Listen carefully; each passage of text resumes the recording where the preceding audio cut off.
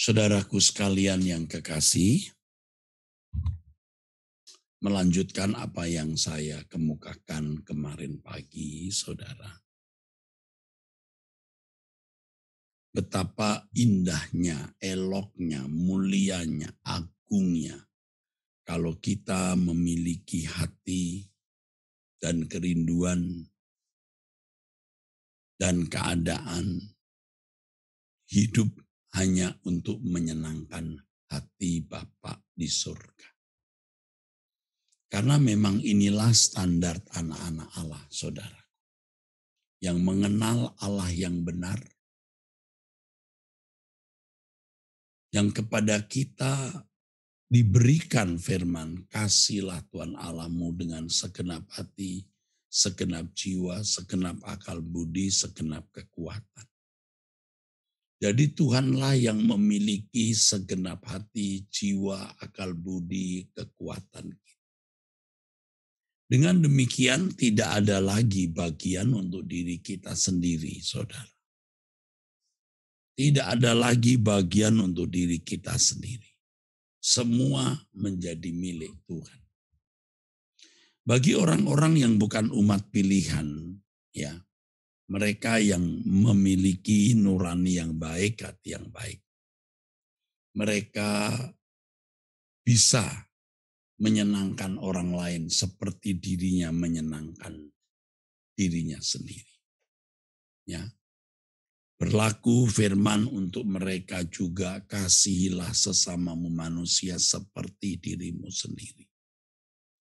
Mereka mengerti apa yang menyenangkan diri mereka, mereka tahu apa yang bisa memuaskan diri mereka, dan mereka melakukannya untuk orang lain. Apa yang kamu suka orang perbuat kepadamu, buatlah untuk orang lain. Itu bisa dilakukan orang-orang di luar orang Kristen. Bisa. Ya. Apa yang kamu suka orang perbuat padamu, buatlah untuk orang lain. Dan faktanya di luar gereja ada orang-orang yang bisa melakukan hal itu. Nah, tapi ironinya tidak sedikit orang Kristen yang tidak mengerti. Apa yang tidak suka orang perbuat kepadaku, kubuat untuk orang lain. Nah ini jahat, saudara. Tahu sakitnya dilukai, dia ingin membuat orang lain sakit seperti dirinya. Nah itu jahat. Itu jahat. Dan tidak sedikit orang Kristen seperti ini. Tidak sedikit. Jangankan orang Kristen, aktivis gereja, majelis, bahkan pendeta. Aduh, kita mesti periksa diri kita, jangan sampai kita memiliki hati seperti itu. Hati yang harus kita miliki, sikap yang harus kita miliki, keadaan hidup yang harus kita miliki itu mengasihi Tuhan dengan segenap hati, jiwa, akal budi, dan kekuatan. Kalau orang bisa membuat orang lain senang berdasarkan apa yang dia rasakan, apa yang seseorang rasakan yang dapat menyenangkan dirinya, dia buat untuk orang lain. Lalu sekarang bagaimana kita bisa melakukan sesuatu yang Allah senang? Karena kita tidak pernah menjadi Allah dan kita memang bukan Allah. Kalau antar sesama kita tahu apa yang menyenangkan hatiku kubuat untuk orang lain. Tapi apa yang menyenangkan hati Allah yang harus kubuat. Nah di sini seseorang harus mengenal Allah. Saya berharap saudara mengerti benar bahwa belajar teologi belum berarti membuat orang mengenal isi hati Allah. Belum berarti pasti bisa mengerti apa yang menyenangkan hati Allah. Orang bisa mengerti apa yang menyenangkan hati Allah itu lewat proses kehidupan. Pergaulan dengan Allah, perjumpaan dengan Allah.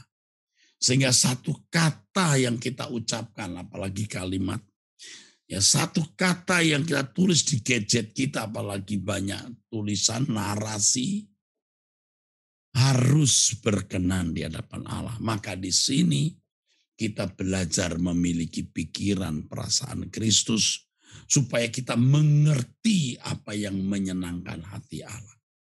Itulah kesucian hidup. Kesucian hidup bukan hanya hidup di dalam tatanan moral umum. Tetapi hidup suci itu adalah hidup dalam tatanan kesucian Allah. Tatanan pikiran perasaan Allah. Ini mustahil bagi kita. Tetapi tidak mustahil bagi Allah karena Roh Kudus yang diberikan kepada kita sehingga kita bisa mencapainya. Nah, suatu hari nanti di pengadilan Tuhan, semua keadaan orang akan dibuka. Semua keadaan orang akan ditelanjangi. Dan pada waktu itulah akan jelas siapa, bagaimana keadaan masing-masing individu. Itulah sebabnya jauh-jauh hari sebelum kita meninggal dunia, sebelum kita menutup mata dan menghadap tahta pengadilan Allah, kita harus terlebih dulu, saudaraku sekalian, sungguh-sungguh bagaimana mengerti, mengenal Allah, mengenal isi hatinya, apa yang menyenangkan hati Allah, apa yang bisa menyukakan hatinya, itu yang kita lakukan. Sampai kita bisa haus terus untuk bisa menyenangkan hati Allah. Semacam edik, kecanduan untuk menyenangkan hati Allah. Tidak lagi mencari kesenangan-kesenangan ya dari kesenangan kita sendiri. Kita sudah terbiasa menikmati kesenangan-kesenangan dari kesenangan kita. Dari kecil, ya. Dari kecil mainan, ya. Lalu remaja, kendaraan motor, pacaran, dan lain sebagainya. Dewasa mulai punya rumah, mobil, wisata, dan lain-lain. Bukan tidak boleh. Tetapi banyak orang terikat, terbelenggu oleh kesenangan-kesenangan dunia, dan tidak pernah memiliki gairah untuk menyenangkan hati Allah. Jika keadaan itu terjadi berlarut-larut, seseorang sampai pada titik memang tidak akan pernah bisa menyenangkan hati Allah. Nah, sekarang kita belajar terus bertumbuh sampai pada satu titik kita tidak bisa lagi menyenangkan siapapun dan apapun, termasuk menyenangkan diri kita sendiri, tapi kita hanya hidup mau menyenangkan hati Allah. Memang kedengarannya ini muluk-muluk, berlebihan, hiperbola atau lebay. Tetapi ini standar yang Allah ajarkan. Sebab firman Tuhan mengatakan, baik kamu makan atau minum, atau melakukan sesuatu yang lain, lakukan semua itu untuk kemuliaan Allah.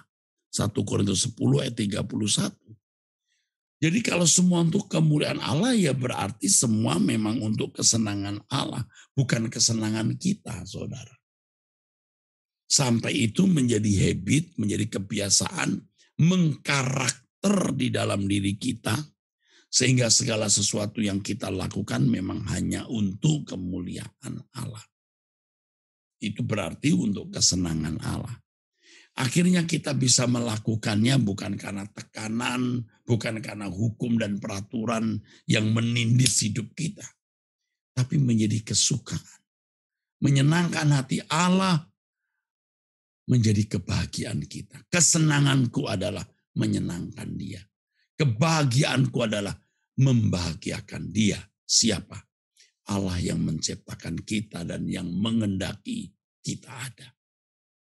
Oke, baik saudara sekalian, ini pesan yang Tuhan berikan kepada kita saat ini, melengkapi apa yang sudah saya sampaikan kemarin, bahwa pada hari Senin depan kita sudah mulai puasa, kita makan terakhir Minggu malam.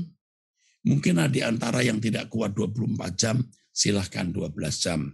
Yang penting saudara tidak lagi memikirkan kenikmatan daging, termasuk kenikmatan makan minum. Ketika kita melepaskan semua nafsu fisik kita termasuk kuliner atau makan itu, kita bisa menghayati hal-hal rohani atau spiritualitas lebih tinggi. Allah itu hidup, harus kita alami. Mulai hari Senin kita puasa, tapi masih boleh minum air putih, saudaraku. Dan saya serahkan kepada saudara, kemampuan saudara. Mungkin ada yang mampu 24 jam, ayo. Yang 12 jam, ayo ya. Minimal 12 jam, saudaraku ya. Minimal. Dan kita nanti tiap hari akan doa. Ya, hari Senin kita mulai jam 6 doa di Mall Arta Gading lantai 5. Hari Selasa jam setengah 7 bersamaan dengan Suara Kebenaran. Rabu Kamis jam 6, Jumat setengah 7 kembali. Saya kira itu yang saya sampaikan. Sekarang mari kita tutup dalam doa. Terima kasih Bapak untuk doa pagi bersama ini. Segala hormat kemuliaan bagi nama Bapa. Dalam nama Tuhan Yesus Kristus, Bapa, kami bersyukur, kami berdoa kepadamu. Amin, amin. Saudara, hari ini kita akan doa bersama setengah 7 di Mall Arta Gading. Anda boleh onsite. Nanti kalau doa puasa juga bisa onsite jam 6 di Mall Arta Gading lantai 5. Sampai jumpa saudaraku sekalian. Tuhan memberkati saudara-saudara semua.